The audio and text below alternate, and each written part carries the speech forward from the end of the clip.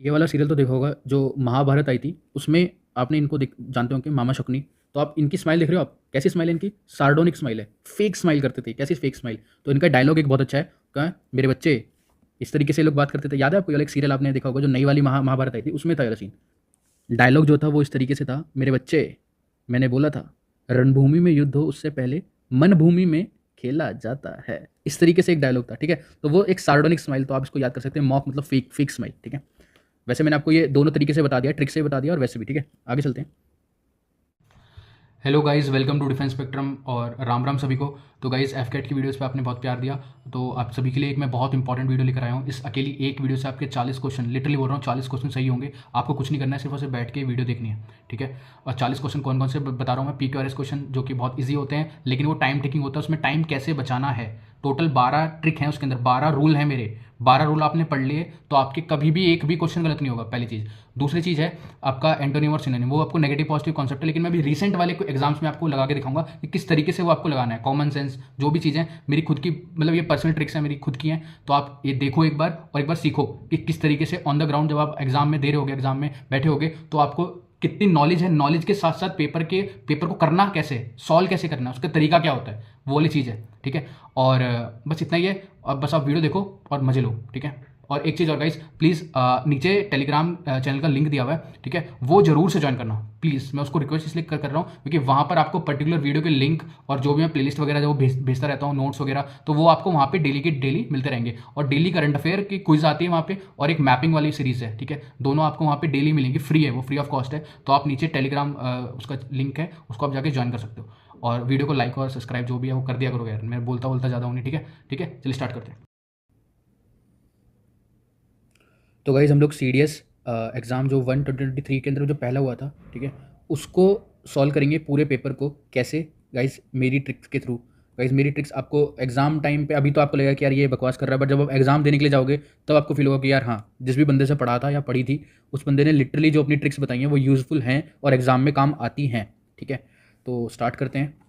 Guys, सबसे पहले हम लोग करेंगे एंटोनिम और सिनोनिम। देखो गाइस, इसके लिए दोनों के लिए एक ही ट्रिक है, वो है नेगेटिव और पॉजिटिव कॉन्सेप्ट। इसके साथ साथ अगर आपको कॉमन सेंस वाली एक ट्रिक है, अगर ये दो चीज़ आपको लगानी आ गई, अप्रॉक्स टू बी 8 क्वेश्चन, लेकिन आपकी कॉमन सेंस थोड़ी सी अच्छी है तो 10 में से 10 भी आप करके आ सकते हो बिना पढ़े। मैं ये नहीं बोल रहा आपको उसके लिए पढ़ने की या फिर थोड़ी बहुत, बस आपको ये होना चाहिए कुछ वर्ड्स का मतलब पता होना चाहिए, मतलब कटी ठह पे ठप ना हो आदमी, है ना। और थोड़ा बहुत उसको, थोड़ी बहुत नॉलेज, बेसिक इंग्लिश नॉलेज होनी चाहिए, उसको पढ़ना आना चाहिए। और कुछ जो होते हैं ना कि जो सब, जिनके मतलब सबको पता होंगे, जिनके मतलब क्लास 11th और 12th वाले बच्चों को पता होंगे, उन वाले वर्ड्स का आपको जनरली मतलब पता होना चाहिए। मैं क्लास की बात कर रहा हूँ, क्लास 11 12 वाले बच्चों को जो मीनिंग होते हैं उनके मतलब पता होंगे, तो आप उतना, अगर आपकी नॉलेज है तो आप बड़े आराम से कर लोगे।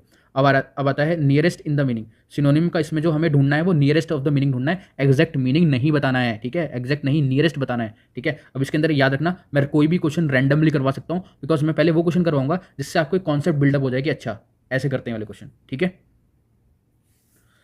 सबसे पहले तो ये वाले क्वेश्चन ही कर लेते हैं। There are plenty of graduate एंग्जिस फॉर द वर्क, ठीक है।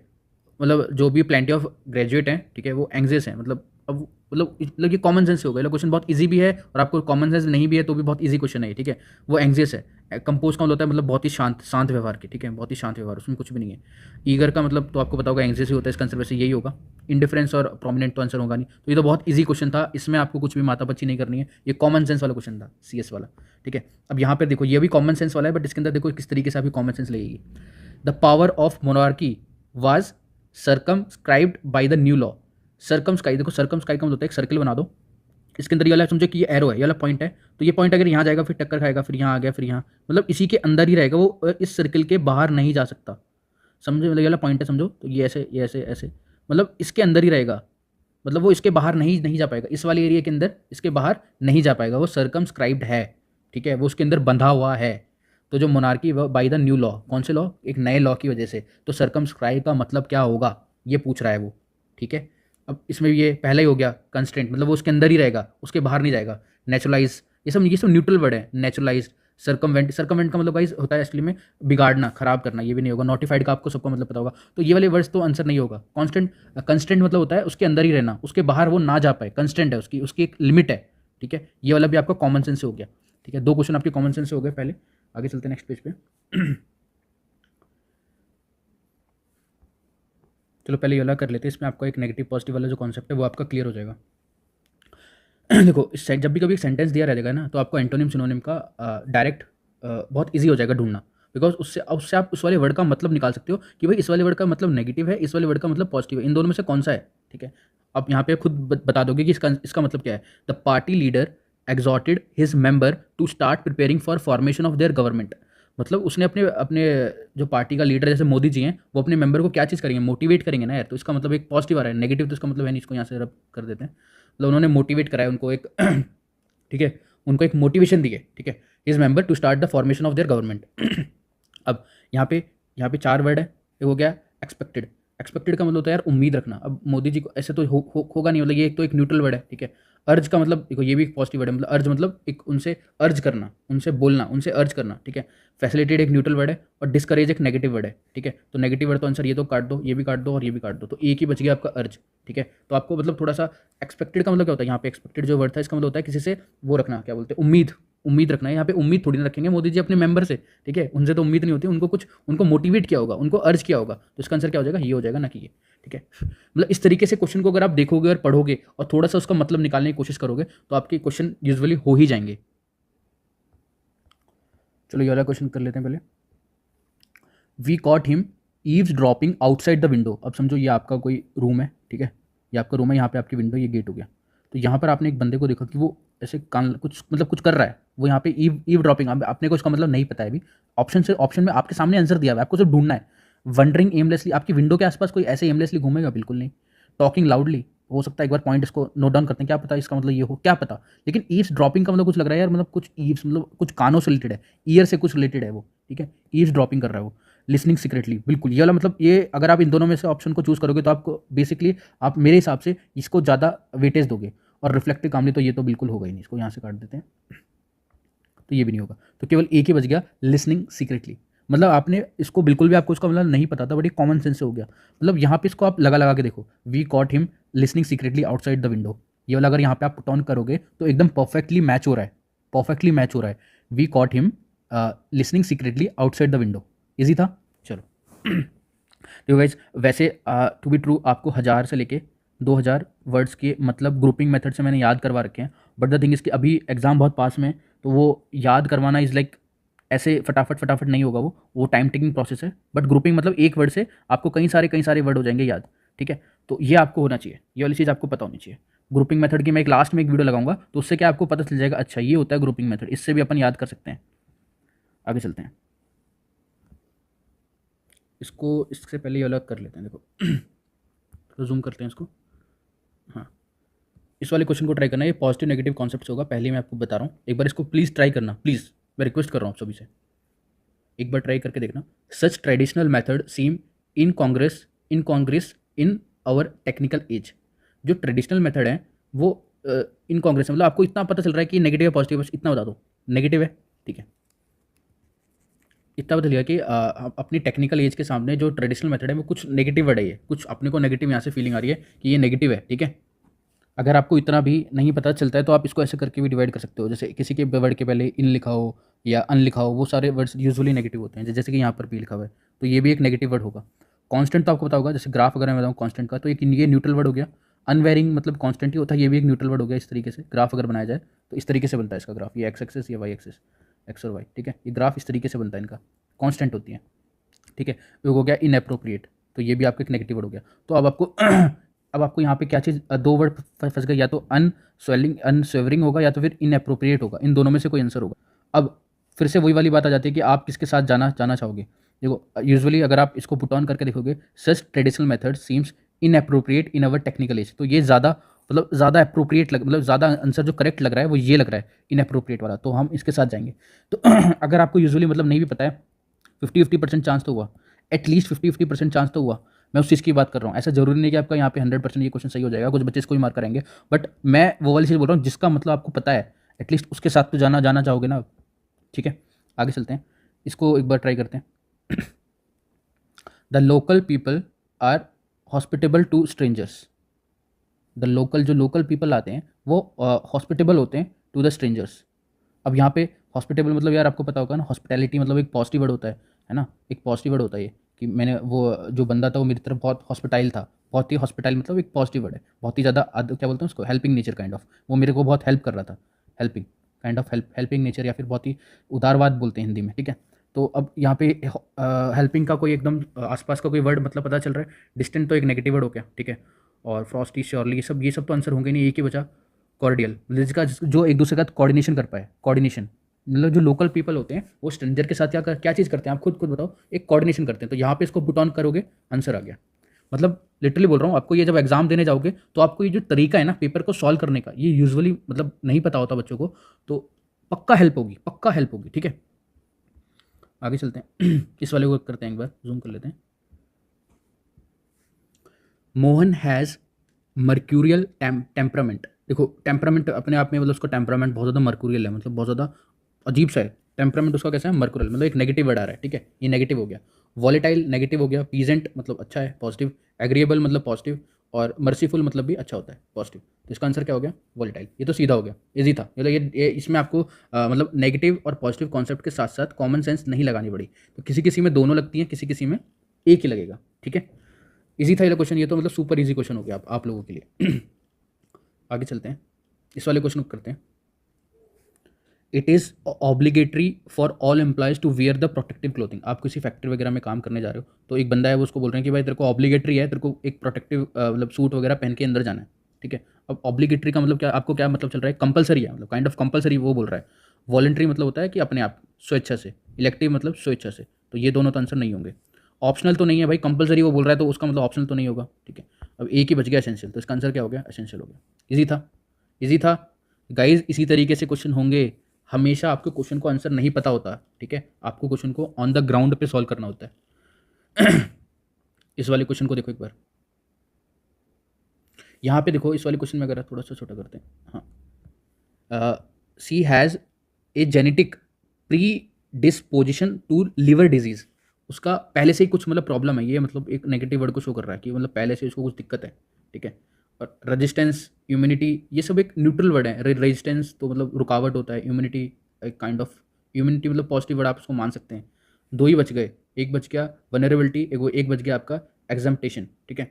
तो दोनों का इसमें आपको इन दोनों में से कौन सा आंसर, देखो guys, इसमें एग्जाम्पशन का तो मतलब आपको पता होगा, एग्जाम्पशन मतलब जैसे कि आपने देखा होगा कि छूट होती है, जो इनकम टैक्स रिटर्न पे एग्जाम्पशन मिला, तो इसका मतलब तो आपको पता है कि इस पर छूट होती है, छूट है तो, ठीक है। तो एक ही बच गया क्या, वनरेबिलिटी, तो ये इसका आंसर हो गया। कोई दिक्कत, इजी था, ठीक है। आगे चलते हैं गाइस, ये तो लास्ट है, इसको मैं अच्छे से करवाना चाहूँगा। देखो शी वोर ए सार्डोनिक स्माइल, यहाँ पे एक्चुअली क्या है, यहाँ पे ही भी दे सकता था इसकी जगह ही, बट यहाँ पे एक्चुअली ना साड़ी टाइप आ रहा है, साड़ी है ना, सार्डोनिक। तो आपको लगेगा यार ये शायद लड़की के लिए आता होगा साड़ी वगैरह, लड़की के लिए पैंट आना चाहिए था, लेकिन याद रखना यहाँ पे साड़ी मतलब आ रहा है, सार्डोनिक मतलब बताऊंगा मैं भी, अभी आप क्वेश्चन को ट्राई करते हैं, उसके बाद लास्ट में बताऊंगा। सार्डोनिक स्माइल ऑन हिज फेस, मतलब एक लड़की है ये, ठीक है, ये इसके बाल हो गए लड़की के, इसके लड़की के फेस पे कैसी स्माइल है, सार्डोनिक स्माइल है, सार्डोनिक। और एक नेगेटिव मतलब निकल रहा है सार्डोनिक का मतलब, ठीक है। मॉकिंग का मतलब नेगेटिव होता है, रेस्पेक्टफुल पॉजिटिव, ये रिवेलेंट मतलब पॉजिटिव, और हो गया डिफरेंशियल का मतलब पॉजिटिव। मतलब इन तीनों का मतलब एक्चुअली में अगर आपको नहीं पता, समझो इसको, इनका मतलब नहीं पता इन दोनों का, कोई बात नहीं, इन दोनों को तो पता है ना एक नेगेटिव हो गया, एक पॉजिटिव हो गया। आपको क्या चीज़ ढूंढनी है, आपको क्या चीज़ ढूंढनी है, सिनोनिम ढूंढना है, तो आपका आंसर ये हो गया।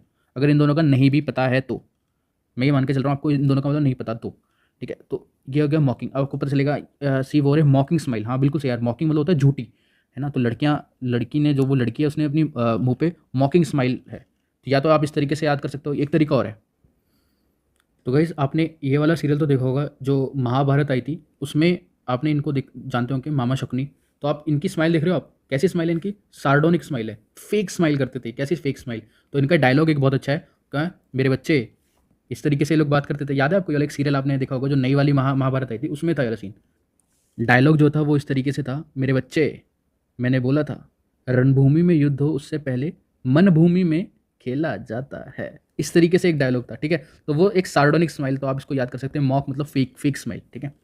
वैसे मैंने आपको ये दोनों तरीके से बता दिया, ट्रिक से बता दिया और वैसे भी, ठीक है। आगे चलते हैं। Hello guys, welcome to defence Spectrum. देखो PQRS पढ़ाने जा रहा हूँ और बहुत ही बेहतरीन तरीके से पढ़ाऊंगा, आपको कहीं भी ऐसा कंटेंट नहीं मिलने वाला। पहली चीज़ तो ये देखो, दो टाइप के PQRS आते हैं आपके एग्जाम में। एक आता है पैराग्राफ बेस्ड, जिसमें पैराग्राफ बेस्ड होता है, ठीक है। एक होता है आपका सेंटेंस बेस्ड, सेंटेंस बेस्ड। तो मेरे ख्याल से 10 क्वेश्चन इसके आते हैं और 10 क्वेश्चन इसके आते हैं, ठीक है। तो बच्चों को यहाँ पे लगता है टाइम, ये टाइम खाता है, ये खासकर पैराग्राफ वाला टाइम ज़्यादा खाता है। सेंटेंस वाला एक बार फिर भी जल्दी कर लेते हैं बच्चे, लेकिन गलती हो जाती हैं। तो आपको ये अगर बिल्कुल बिल्कुल आपको 100% ही सही करना है, अपना अपना 100% ये सही करना है, तो मैं आपको 12 रूल बताऊंगा। क्या बताऊंगा? 12 रूल। बस अगर ये 12 रूल आपने याद कर लिए, याद के साथ साथ आपको उसकी प्रैक्टिस भी करनी पड़ेगी कि किस पे, प्रीवियस ईयर क्वेश्चन पे। बस उससे ज़्यादा करने की कुछ भी ज़रूरत नहीं है। तो चलिए स्टार्ट करते हैं। इसी में आप टाइप भी लिख सकते हैं कि किस किस टाइप के क्वेश्चन आते हैं। देखो, पहला टाइप, दूसरा टाइप, तीसरा टाइप। पहला इस टाइप का क्वेश्चन आता है कि आपको 1 सेंटेंस देगा, फिर P Q R S, फिर 6, मतलब 1 और 6 पहले से गिवन रहेगा, बीच के सेंटेंस आपको रीअरेंज करने पड़ेंगे। दूसरा आता है नॉर्मल, PQRS वाला नॉर्मल है ये। कभी कभी ये वाला भी आ जाता है, ये खासकर SSC वगैरह में आता है, PQR फिर XYZ, ठीक है। तो मैं आपको तीनों टाइप करवाऊंगा। CDS में केवल ये दोनों आते हैं ऊपर वाले, ये खासकर SSC वगैरह में आता है, SSC CGL जो होता है, ये क्वेश्चन वहाँ पे आते हैं। तो ये वाले CDS में आता है, ND में भी ये वाले ही आते हैं, ये दोनों। तो चलिए स्टार्ट करते हैं। रूल नंबर 1, यहाँ पे जो मैं रूल लिखवाऊंगा थोड़ा ध्यान से देखना। एक तो मैं लिखवाऊंगा रूल, रूल लिखवाने के बाद मैं वहीं पर ही एक प्रीवियस ईयर क्वेश्चन ले रहा हूँ, जिससे आपकी वहीं पर ही उस वाले रूल की प्रैक्टिस होती चली जाएगी, ठीक है ना। प्रैक्टिस हो जाएगी और कुछ नहीं है, उसी रूल की, जो भी रूल मैंने बताया उसी रूल की वहीं पर ही प्रैक्टिस हो जाएगी और कुछ नहीं है। चलिए, पहला रूल है देखो, मैं एक पेज ले लेता हूँ यहाँ पे, एक सेकंड देना।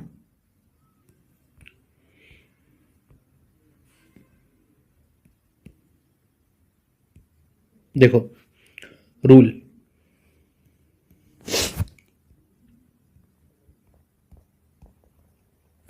रूल्स पहले हैं जनरल रूल्स, ठीक है। 12 रूल अलग है। पहले मैं जनरल रूल्स बता रहा हूँ कि आपको किस तरीके से पढ़ना है। पहला फर्स्ट रूल ये कहता है, फर्स्ट रूल आपका ये कहता है कि नॉर्मली एक कर्सरी ग्लांस देना है उसके ऊपर, कर्सरी या फिर नॉर्मल उसको पढ़ना है एक बार।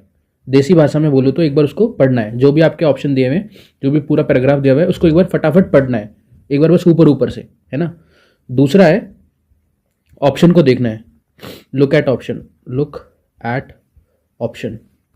जो भी आपके ऑप्शन है, चाहे वो ऐसे हो, PQRS हो, या QRPS हो, या SQ कुछ भी हो, मतलब SQPR हो, या फिर PSS, मतलब कुछ भी हो, कुछ भी ऑप्शन हो, तो फिर ऑप्शन को देखना है। पहले एक बार नॉर्मल पढ़ लिया, फटाफट देख लिया, पढ़ना नहीं है, सिर्फ देखना है, फिर एक बार उसके ऑप्शन को देखा, ठीक है। ये पहले 2 लो हो गए आपके, या फिर 2 रूल बोल लो आप। तीसरा रूल क्या है इसमें? तीसरा रूल वेरी वेरी इंपॉर्टेंट है, very very important. Pairing element, pairing pairing element find करना है। ये रूल मैंने बनाया गाइस, कहीं आपको मिलेंगे नहीं, ठीक है। पेयरिंग एलिमेंट फाइंड करना है। पेयरिंग एलिमेंट जैसे कि मैंडेटरी पेयर भी इसको लिख सकते हैं, कि एक मैंडेटरी पेयर, एक मैंडेटरी पेयर या पेयरिंग एलिमेंट फाइंड करना है। करना, ये एन है, ना है, करना है, ठीक है। पेयरिंग एलिमेंट, अब मैं किस तरीके के पेयरिंग एलिमेंट बताऊंगा। अब इसके अंदर आपको रूल्स लिखने हैं। पेयरिंग एलिमेंट के अंदर रूल्स आएंगे कि पेयरिंग एलिमेंट्स क्या क्या टाइप होता है, क्या होता है पेयरिंग एलिमेंट। पेयरिंग एलिमेंट आपके 2 तरीके से हो सकते हैं। एक होता है ग्रामर के हिसाब से, ग्रामर के हिसाब से। एक हो सकता है फैक्ट के हिसाब से, फैक्ट्स के हिसाब से, ठीक है। एक हो सकता है ग्रामर के हिसाब से, एक हो सकता है फैक्ट के हिसाब से। तो मैं आपको दोनों पकड़ना बताऊंगा कि पेयरिंग एलिमेंट कैसे पकड़ना है। मैं प्रीवियस ईयर क्वेश्चन भी करवाऊंगा, कोई दिक्कत की बात नहीं है, सब आपको यहीं पर ही सीख के जाना है, बस आपको प्रैक्टिस करनी है खुद से, ठीक है। नीचे आ जाते हैं। देखो, पहला पहला पेयरिंग एलिमेंट है फर्स्ट रूल। अब पेयरिंग एलिमेंट के रूल हैं, 12 रूल हैं। तो रूल 1, कॉपी में इस तरीके से नोट्स बनाने हैं, ज़्यादा टाइम नहीं लगेगा नोट्स बनाने में, बस आपको हल्का हल्का सा नोट डाउन करना है। नाउन प्लस प्रोनाउन, ठीक है, ये प्रोनाउन है, एन है, एक सेकेंड रुकना, एन है, प्रोनाउन। नाउन के बाद हमेशा प्रोनाउन आता है। ये एक मैंडेटरी पेयर या पेयरिंग एलिमेंट हो गया जो मैंने यहाँ पे बताया था, ये रहा। ये एक पेयरिंग एलिमेंट हो गया, पीई। पीई पीई का मतलब हो गया पेयरिंग एलिमेंट। इसको नोट डाउन करते हुए चलना कि कौन कौन से पेयरिंग एलिमेंट है। नाउन के बाद क्या आता है? हमेशा प्रोनाउन आता है। तो पहले इसका एक एग्जाम्पल देखते हैं, उसके बाद यहाँ पे फिर मैं कुछ और लिखवाऊंगा, तो थोड़ी जगह छोड़ के रखना। मैं तो आप बोलूँगा कि जब भी आप मेरी वीडियो देखो बैठने के लिए तो थोड़ी जगह छोड़कर ही बैठा करो, मतलब पेज वगैरह बाद में नोट्स बनाया करो, क्योंकि मैं बीच में कुछ ना कुछ ऐड ऑन करवा देता हूँ। देखो ये आपका क्वेश्चन है, इसको और छोटा कर लेते हैं ताकि पूरा दिखाई दे एक बार में। देखो ये पूरा क्वेश्चन है आपका, ये रहा। ये किस टाइप का है? ये इस टाइप का है कि देखो यहाँ पे 1 दे दिया है, थोड़ा इसको बड़ा कर लेते हैं। यहाँ पे 1 पॉइंट दे दिया, यहाँ पे 6 पॉइंट दे दिया। ये क्या है? P, ये रहा Q, ये रहा R और ये रहा S। ठीक है, PQRS सेंटेंस दिए हुए हैं, तो आपको PQRS का अरेंजमेंट करना है। आंसर मैं अभी छुपा के रखता हूँ। आंसर भी दिख गया, कोई बात नहीं। अब अपने को क्या सीखना है? अपने को कॉन्सेप्ट सीखना है। तो एक बार इसको पढ़ लो प्लीज़। प्लीज़ यहाँ पे वीडियो को पॉज करो, आपसे रिक्वेस्ट कर रहा हूँ। आप एक बार ट्राई करो एक बार कि आप कैसे करते हैं इस वाले क्वेश्चन को। देखो आप लोगों ने ट्राई कर लिया होगा एक बार, तो अगर आप ध्यान से देखेंगे तो यहाँ पर एक मूवीज़ यूज़ किया गया है, फिर यहाँ पे दे यूज़ किया गया है। तो इसमें से नाउन कौन सा है और प्रोनाउन कौन सा है? ये आपका नाउन है, ये आपका प्रोनाउन है। तो मूवीज़ के बाद हमेशा देखो, for many years until 1920 movies were silent. उसके बाद आप सारे सेंटेंस आपने पढ़ लिए होंगे, एक बार ट्राई मारा तो एक ही सेंटेंस है ये रहा, दे हैड नो साउंड और music to go with them. तो आपको पता चल गया जो दे है केवल मूवीज़ के लिए यूज़ हो रहा है। तो ये पेयरिंग बन गया, मतलब 1 वाले सेंटेंस के बाद हमेशा पी आएगा। ये पेयरिंग हो गई कि 1 के बाद क्या आएगा? पी आएगा। और पहले ऑप्शन में पी आप ढूंढोगे तो केवल एक ही ऑप्शन के अंदर है, PQRS। तो ये आपका आंसर हो गया। तो मैं सिर्फ आपको ये बता रहा हूँ कि आपको पेयरिंग बनानी आनी चाहिए। इस टाइप की पेयरिंग में आपको 12 रूल बताऊंगा इस टाइप की। ये एक रूल है कि नाउन हमेशा, नाउन के बाद क्या आएगा? प्रोनाउन आएगा। तो आप यहाँ पर आ सकते हैं फिर से ऊपर। देखो यहाँ पर आके लिख लेना कि जैसे कि राम आ गया, तो राम के बाद क्या आएगा? ही आएगा सेंटेंस में। अगर ऊपर कहीं पे राम किसी भी एक नाम की जिक्र किया गया है तो वहाँ पे ही आएगा। समझो किसी चीज़ का, जैसे चर्च का या कोई भी XYZ, किसी भी एलिमेंट का या फिर आइटम का जिक्र किया गया है तो उसकी जगह क्या आएगा? इट आएगा। क्या आएगा? इट आएगा।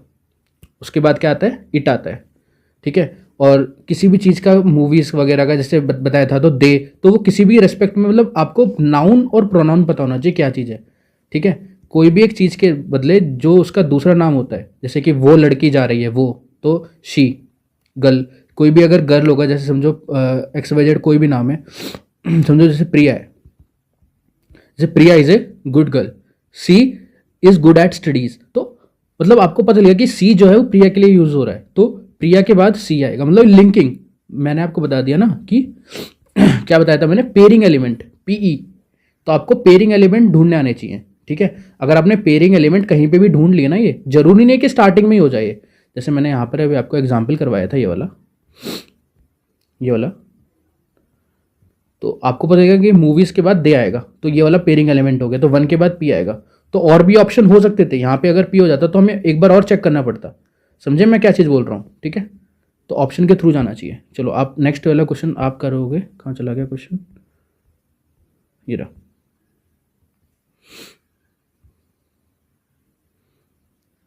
आप एक बार इस क्वेश्चन को ट्राई करो, इजी है, टफ नहीं है गाइस, एक बार ट्राई करो।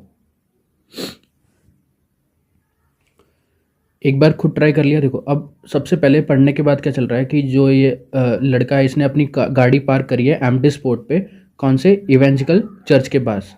तो ये चर्च हो गया।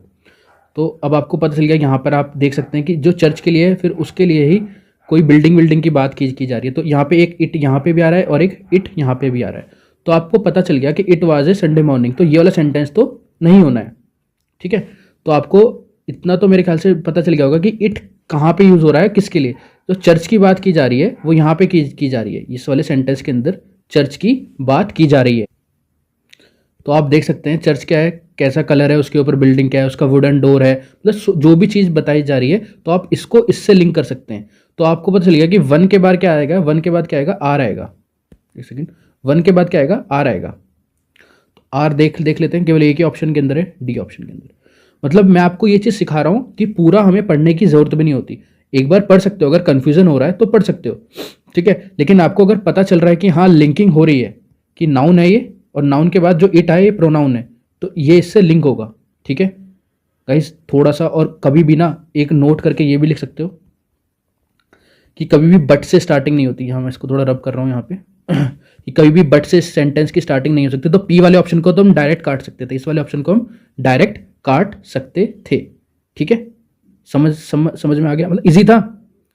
तो देखो ये जो रोला, ये लड़का नहीं है, लड़की है। देखो यहाँ पे शी यूज हो रहा है इसके लिए, है ना, तो ये लड़की है गाइज। छोड़ो आगे चलते हैं। ये हो गया हमारा रूल नंबर 1। इसके अंदर और भी है, देखो आप ये वाला ट्राई करो एक बार। सारे क्वेश्चन है, आपको सिर्फ ट्राई मारना है एक बार कि आप इसका क्या आंसर करते हैं। एक बार पढ़ो खुद से कि हाँ भाई ये इस तरीके के क्वेश्चन आते हैं। देखो S1 दे दिया, S6 भी दे दिया, फिर P दे दिया, Q दे दिया, R दे दिया, फिर S दे दिया। तो आपको इन चारों को अरेंज करना है। S1 मतलब स्टार्टिंग सेंटेंस है, S6 मतलब लास्ट सेंटेंस है, ठीक है। वो यहाँ मतलब लास्ट में ना देके ऊपर दे देता है। इस तरीके से आपका CDS में या NDA में जो क्वेश्चन आते हैं इस तरीके के आते हैं। एक बार ट्राई करो प्लीज़, मैं आप सभी से रिक्वेस्ट कर रहा हूँ। तो यहाँ देखो, यहाँ पे पीपल का जिक्र किया गया है, ठीक है, एस के अंदर, और क्यू के अंदर दे का यूज़ किया गया है। तो अब आपको इतना पता चल गया। पता है मैं ना हमेशा क्या चीज़ करता था, देखो मैं अपने टाइम पे ऊपर से पढ़ने की जरूरत नहीं, सिर्फ अंडरलाइन करता था मेन वर्ड। अब मैं आपको जो एलिमेंट बता रहा हूँ ना, आप खुद ही ना एलिमेंट अंडरलाइन करने लगोगे। अंडरलाइन की यहाँ पे ये लिंक हो रहा है, पीपल जो है ये क्यू के साथ वो हो जाएगा मैचिंग। तो एस के बाद कौन सा आ जाएगा, क्यू आ जाएगा। तो आप देखो एस के बाद क्यू कौन से ऑप्शन में है। देखो एस के तुरंत बाद क्यू इस वाले ऑप्शन में है, इसमें भी नहीं है, ये तो बिल्कुल नहीं होगा, ये भी नहीं होगा, और ये तो एक बीच में आ रहा है गैप। तो आप इसको एक बार पढ़ सकते हो, ट्राई मार सकते हो। तो आप इसको एक बार ट्राई मारोगे तो आपको मैच करेगा क्या कि क्यू के एस के बाद, सॉरी एस के बाद क्यू आएगा, हमेशा एस के बाद ही क्यू आएगा, क्योंकि पीपल की फिर यहाँ पे दे की बात करी जा रही है, ठीक है। तो आप मतलब अगर पढ़ लोगे ना इसे तो आपको सब कुछ समझ में आने लगेगा। तो इसका आंसर क्या हो जाएगा, ये बी। मैं आपसे खुद ट्राई करने के लिए बोल रहा हूँ, एक बार प्लीज ट्राई करते रहना, तभी आपको समझ में आएगा।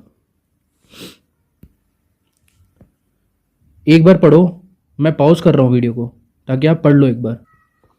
ये नॉर्मल वाले हैं, देखो इसके अंदर मैं आपको बता रहा हूँ एक बार। ये पी दे दिया, ये दे दिया क्यू, ये दे दिया आर, ये दे दिया एस। इसके अंदर S1 और S6 वाला नहीं है ये, ठीक है, नॉर्मल वाला ये नॉर्मल PQRS दे दिया। तो आपको अरेंज करने के लिए बोल रहा है। तो मेरी सबसे पहले जो नज़र जाएगी वो जाएगी ऑप्शन के ऊपर। अब ऑप्शन में हमको पता है दो तो P वाले स्टार्टिंग है और दो Q वाले स्टार्टिंग है। तो आपको पता है कि यहाँ से स्टार्टिंग नहीं होनी है, और यहाँ से स्टार्टिंग कहाँ से, P और Q से होनी है, केवल P से होनी है और Q से होनी है, मतलब इन दोनों से स्टार्टिंग नहीं होनी है। वो तो आपको देख के पता चल रहा है। यहाँ पे इट आ रहा है तो किसी चीज़ के लिए आ रहा होगा, सच आ रहा है ये भी किसी चीज़ के लिए आ रहा होगा, ठीक है। और भी ऐसे वर्ड मतलब सर्च करने पड़ेंगे आपको फटाफट, अगर देखना है फटाफट देखो। देखो पढ़ो एक बार इस सेंटेंस को, मोस्ट ऑफ देम। तो यहाँ से स्टार्टिंग ऐसे कभी सेंटेंस की होती है, most of them are combination, मतलब किसी चीज़ की बात कर रहा है वो पहले, तो क्यू से स्टार्टिंग होगी। तो ये दोनों ऑप्शन क्या हो गए, कट हो गए। ऑप्शन काटने पड़ेंगे गाइस। ऑप्शन अगर एलिमिनेशन सीखना है तो यही तरीका है। दोनों पी वाले कट हो गए तो क्यू वाले दोनों में से कोई सा आंसर होगा। तो आपको पता चल गया कि जो क्रूड ऑयल की बात कर रहा है, comes out from the earth as a thick brown और a black liquid with a strong smell, ठीक है। अब इसके बाद कौन सा आ सकता है, तो क्रूड ऑयल की बात हो रही है, तो क्रूड ऑयल की बात हो रही है तो इट इज ए कॉम्प्लेक्स। तो इट हो रहा है ना, देखो क्रूड ऑयल तो किसकी बात, इट की बात हो रही है। तो आपको पता चल गया it is a complex mixture of such different substance in each of them. तो ये वाला आएगा, क्यू के बाद क्या आएगा, आर आएगा तुरंत। तो क्यू के बाद तुरंत बार आर किस में आ रहा है, इसमें आ रहा है क्यू आर। फिर आप एक बार पढ़ लो, एक बार इसको अगर इन दोनों में चेकिंग करनी है ना तो एक बार पढ़ लो ऊपर फटाफट इसको अरेंज करके इसी तरीके से। मतलब मैं आपको तरीका बता रहा हूँ। वैसे क्यू आर बैठ गया, यहाँ पे बैठ गया, तो क्यू आर ही आंसर होगा, आंसर डी है इसका, ठीक है। तो आप इस तरीके से क्वेश्चन प्रैक्टिस करो, आपको प्रैक्टिस करनी पड़ेगी, ठीक है। पूरा पढ़ने की जरूरत नहीं होती है, ऑप्शन को एलिमिनेट करना सीखो। ये लास्ट क्वेश्चन है इसका टाइप का। हर एक टाइप का मैंने लगभग 5-6 क्वेश्चन लिए हैं ताकि आपको समझ में आ जाए। करो इस वाले क्वेश्चन को एक बार प्लीज पढ़ लो, एक बार ऑप्शन को पढ़ लोगे तो कोई दिक्कत नहीं होगी। ऑप्शन पढ़ लिए। अब देखो फॉर दैट यहाँ से स्टार्टिंग नहीं होगा तो पी से स्टार्टिंग नहीं होगी, पी ऑप्शन में नहीं है। चलो सो यहाँ से मतलब क्यू से स्टार्टिंग नहीं होगी, क्यू भी ऑप्शन में नहीं है। मतलब पहला, मैं फर्स्ट वाले की बात कर रहा हूँ। यहाँ पे एस है, पी है और आर है। एस है, पी है और आर है। तो when we talk to our M, तो देखो आर से भी स्टार्टिंग नहीं होगी तो आर से काट दो, ये भी कट गया। एस से हो सकती है, एस से बिल्कुल हो सकती है गाइस, आर से भी हो सकती है। देखो इससे कट गया और इससे कट गया, मतलब पी और क्यू से कटा है। ये गलत काट दिया शायद मैंने, एक सेकंड रुकना। हाँ, पी और क्यू कटेगा और एस से हो सकती है, तो पी कट गया। एक सेकंड, मैंने गलती से कट हो गया है, क्या खुल गया ये।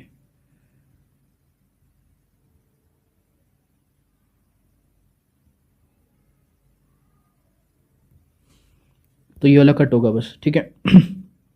आपको पता चल गया कि ये दोनों नहीं होंगे क्योंकि फॉर दैट से स्टार्टिंग नहीं होगी, सो से भी स्टार्टिंग नहीं होगी किसी भी पैराग्राफ की या सेंटेंस की। तो आपको पता है ये कटा और एस से होगी और आर से होगी, तो ये तीनों ऑप्शन बच गए। ये बच गया, ये बच गया और ये बच गया। अब आपको ये देखना है कि एक बार पढ़ना पड़ेगा, थोड़ा सा तो पढ़ना पड़ेगा, ऐसा तो है नहीं। तो यहाँ पे अवर एम की बात की जा रही है कि उनका कुछ एम है। फॉर दैट, उनके लिए, उसके लिए we need people who possess not only the high skills but also. तो आपको ये पता चल गया कि एस के बाद क्या आएगा, एस और पी का पेयर बन रहा है। एस के बाद क्या आएगा, पी आएगा, ये पेयर बन गया। अब एस के बाद पी यहाँ पर भी आ रहा है, एस के बाद पी यहाँ पे भी आ रहा है, एस के बाद पी यहाँ पर भी आ रहा है, ये पेयर तो बैठ गया। तो इसके बाद ये वाला आएगा कि ये वाला आएगा, तो इसको पढ़ लो। सो दैट वी नीड, तो आपको पता गया कि पी के बाद क्या, इस जो हाई वैल्यूज चाहिए तो उसके लिए क्या चाहिए होगा, स्किल बेस्ड एजुकेशन भी चाहिए होगी और वैल्यू भी चाहिए होगी, वैल्यूज बेस्ड एजुकेशन भी चाहिए होगी। तो पी के बाद क्या आएगा, क्यू आएगा। तो S P Q, S P, देखो आर आ रहा है, ये अलग कटा, एस पी ये अलग भी कट गया, तो ये अलग कट, ये हो गया एस पी क्यू। तो ऑप्शन क्या हो गया, आर स्टार्टिंग में आ जाएगा, एस पी क्यू। मतलब आपको ऑप्शन को एलिमिनेट करना आना चाहिए गाइस, ठीक है। मैं हर एक टाइप के क्वेश्चन करवा रहा हूँ, ये वाला भी आप ट्राई मारो एक बार।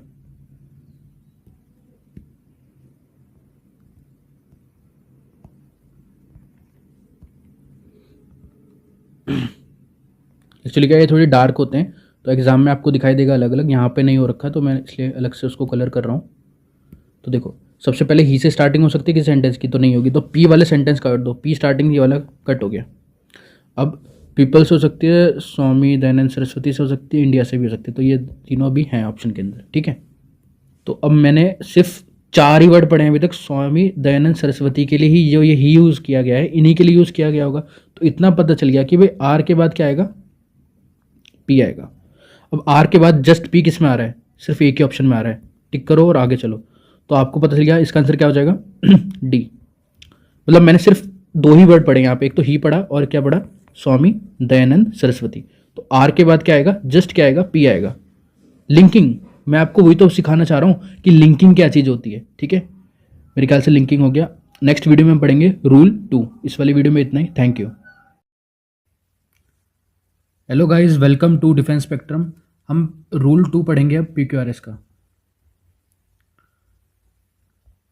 एक सेकंड देना बस मेरे को।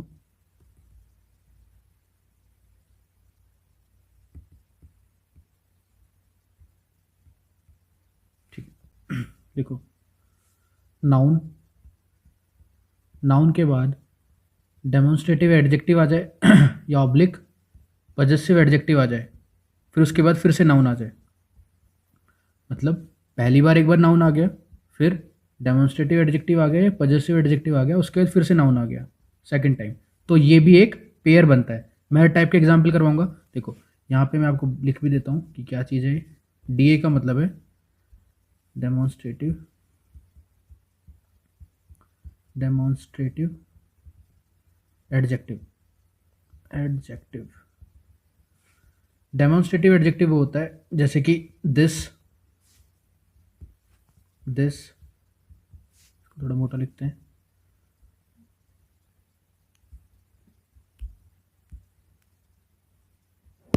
यहाँ पे लिख देता हूँ मैं दिस, दैट, सच, दोज, इस तरीके से जो किसी को डेमोन्स्ट्रेट करे कि ये वो, सच, वैसे, कैसे, मतलब जो डेमोन्स्ट्रेशन करे, ठीक है। और पी ए से है पजेसिव एडजेक्टिव, ठीक है, पजेसिव पजेसिव एडजेक्टिव। इसके भी एग्जाम्पल लिख लेना। पजेसिव एडजेक्टिव के एग्जाम्पल है जैसे कि माई, हिज, उसका, उसका हिज हर आ गया, इट्स आ गया, योर्स आ गया। तो जो पजेशन दिखाए, जैसे बोलते हैं ना, कुछ लड़कियां बोलती हैं कि ये बहुत ही पजेसिव बॉयफ्रेंड है। पजेसिव मतलब जो अपना मानता हो, है ना, अपनी चीज़ें, उसकी, इट्स और योर्स। पजेसिव का मतलब होता है जो बहुत ज़्यादा पजेसिव हो। पजेसिव मतलब अपना मानता हो, ठीक है। तो नाउन के बाद अगर डेमोन्स्ट्रेटिव एडजेक्टिव आ जाए, पॉजिटिव एडजेक्टिव आ जाए, फिर से नाउन आ जाए, उसके बाद नाउन ही आना चाहिए। तो ये एक क्या है, मैंने क्या बताया था आपको स्टार्टिंग के अंदर, पेयरिंग एलिमेंट। ये एक पेयरिंग एलिमेंट हो गया, इक्वल्स टू पीई।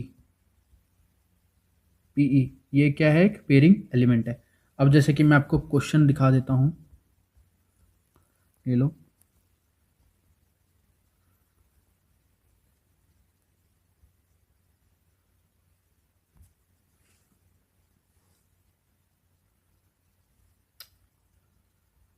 यहाँ पे ये S1 आना चाहिए था, गलती से ये थोड़ा और मोटा कर लेते हैं। ये हो गया S1, ये वाला हो गया S6, सॉरी ये वाला नहीं, ये हो गया S6।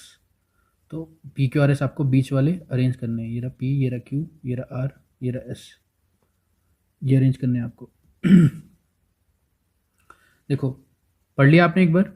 अगर पढ़ लिया तो देखो सच आ गया। तो ये किस, देखो, बिकॉज ऑफ सच टूल्स, ऐसे टूल्स की वजह से they put themselves at risk of injury. कौन से टूल्स? तो उस टूल्स की पहले बात हो चुकी है ना। Carpenter have to work with the sharp tools. तो ये रहा, carpenter have to work with the sharp tool. तो आपको ये चीज़ पता चल गई कि भाई एस के बाद कौन सा आएगा? पी आएगा। एस के बाद क्या आएगा? पी आएगा। तो बस एस के बाद देखो पी कहाँ पे आ रहा है, यहाँ पे आ रहा है, यहाँ पे नहीं आ रहा, यहाँ पे भी नहीं आ रहा, यहाँ पर आ रहा है, लेकिन ये एक छोड़ कर आ रहा है।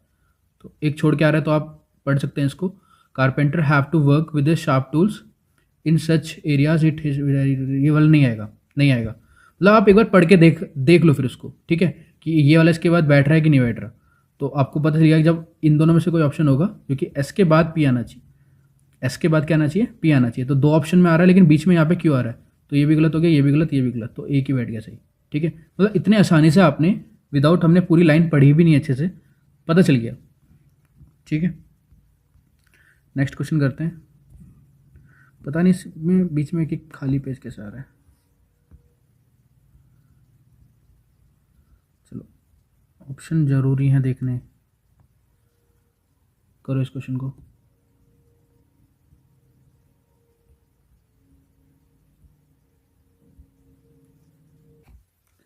देखो, एग्जाइटी की बात की जा रही है, is a normal human response to the stress. तो आप देखो यहाँ पे कोई वर्ड ढूंढो, बस वर्ड ढूंढना है आपको। अगर नहीं ढूंढ पा रहे तो पढ़ भी सकते हो, कोई दिक्कत की बात नहीं है, प्रैक्टिस लगेगी इस वाली चीज़ के अंदर। सच है, तो such anxiety stimulates the individual to take appropriate step to cope up with the stressful situation. तो इस एग्जाइटी कौन सी, इस टाइप की एग्जाइटी की पहले बात की गई होगी। तो देखो ये रहा, एग्जाइटी बिफोर द एग्जामिनेशन और while waiting to catch the last bus, ठीक है। तो इसी वाली एग्जाइटी की बात की गई है। तो आपको एक चीज़ पता चल गया क्या, कि आर के बाद क्या आ जाएगा? क्यू आ जाएगा। आर के बाद आ जाएगा क्यू, साइड में ऐसे लिख भी लेना, आर के बाद क्यू आएगा। तो आर के बाद क्यू कौन कौन से में आ रहा है? वो जो जिसमें नहीं आ रहा है वो काट दो, इसमें नहीं आ रहा। आर के बाद क्यू आ रहा है, इसमें आ रहा है, इसमें भी नहीं आ रहा, और आर के बाद क्यू इसमें भी आ रहा है, लेकिन इसमें बीच में पी आ रहा है। फिर देख लो, इसको एक बार पढ़ के देख लो। Anxiety before the examination catch the last bus, common experience, hopeful however it is. तो ये वाला नहीं बैठ रहा, मतलब एक बार आपको पढ़ के देखना पड़ेगा, ठीक है। नहीं, ये वाला बैठेगा ही नहीं, ठीक है। तो आपको पता चलेगा कि बी होगा। आपको एक बार पढ़ के चेक करना पड़ेगा कि भाई हाँ ये बैठ भी रहा है कि नहीं बैठ रहा। आगे चलते हैं, क्योंकि देखो पी क्यू आर एस में अगर एक बार आपने मिस्टेक कर दी, तो वैसे ही सी डी एस के अंदर एक जो क्वेश्चन होता है, अगर आप उसको सही करते हो तो 0.877 मार्क्स मिलते हैं, और एक क्वेश्चन को गलत करने पे 0.277, यहाँ पे 833 आएगा। 833 मार्क्स मिलते हैं और 0.277 मार्क्स कट जाते हैं, माइनस में हो जाते हैं। ये पॉजिटिव है, ये नेगेटिव है। तो गाइस देखना, ये पॉजिटिव में है, ये नेगेटिव में है, तो गलती नहीं होनी चाहिए। एक तो आप क्वेश्चन को कर रहे हो, उसमें टाइम लगा रहे हो और वो ऊपर से गलत हो जाए तो आपके कितने नंबर माइनस में हो जाते हैं। ट्राई करो अब, क्योंकि हर एक टाइप का मैं आपको ट्राई करवाने की कोशिश कर रहा हूँ कि आप एक बार खुद भी ट्राई करो। पॉज करो वीडियो को और ट्राई करो।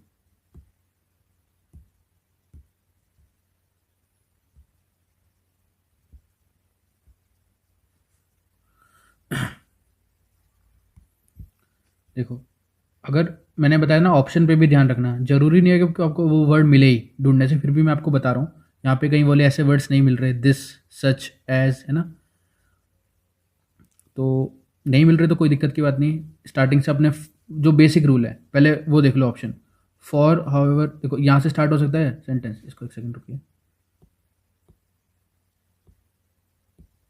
फॉर से स्टार्ट हो सकता है सेंटेंस, नहीं तो पी तो ऑप्शन से कट गया, ये वाला ऑप्शन नहीं होने वाला। The work of the earlier, ये वाला हो सकता है, स्टार्ट हो सकता है यहाँ से sentence. Yet, yes it is, यहाँ से नहीं हो सकता, तो आर भी कट गया। क्यू से हो सकता है, और इन दिस कंपोजिशन, देखो ये सेंटेंस यहाँ से स्टार्ट होगा ही नहीं, पता नहीं कौन सी एज की बात कर रहा है, ठीक है। तो क्यू से भी इस, ये सॉरी एस से भी स्टार्ट नहीं होगा, तो एक ही ऑप्शन बच गया। मतलब मैंने सिर्फ ऑप्शन काटे हैं, मैंने सेंटेंस पूरे पढ़े भी नहीं है, सिर्फ ये देखा कि कहाँ से स्टार्ट हो सकता है, कहाँ से स्टार्ट नहीं हो सकता, ठीक है। तो यहाँ पे भी आप लिख सकते हैं नोट करके कि कहाँ कहाँ से सेंटेंस स्टार्ट नहीं होता। बट से स्टार्ट नहीं होता, कभी भी बट से स्टार्ट नहीं होगा। इन से स्टार्ट नहीं होता, इन, और मतलब ये कुछ ऐसे ऐसे वर्ड्स आएंगे, आप खुद ही नोट डाउन करते रहो उसको। जैसे फॉर से स्टार्ट नहीं होगा, फॉर से कभी सेंटेंस स्टार्ट नहीं होगा, तो आप ये सब नोट करते रहें कि यहाँ से सेंटेंस स्टार्ट नहीं होते, यूजुअली नहीं होते हैं। बट से तो बिल्कुल भी नहीं होता। जो भी कंजक्शन, मतलब जो बीच में दो सेंटेंस को जो भी जोड़ने वाले वो होते हैं ना शब्द, उनसे तो बिल्कुल भी नहीं होता। जैसे कि दैट से कभी नहीं होगा, दैट से कभी सेंटेंस स्टार्ट नहीं होगा। सच एज यहाँ से कभी सेंटेंस स्टार्ट नहीं होगा। मतलब ये जो क्वेश्चन बना रहा है उसने सिर्फ ऐसे ही फटाफट बस जहाँ पे सेंटेंस खत्म हो रहा है वहीं से ही नेक्स्ट सेंटेंस को कॉपी पेस्ट कर दिया है। तो उसने ये भी नहीं सोचा कि कहाँ से सेंटेंस स्टार्ट हो रहा है, कहाँ से नहीं, पढ़ने की ज़रूरत भी नहीं है, ठीक है। तो इस लेक्चर में का इतना ही। Thank you.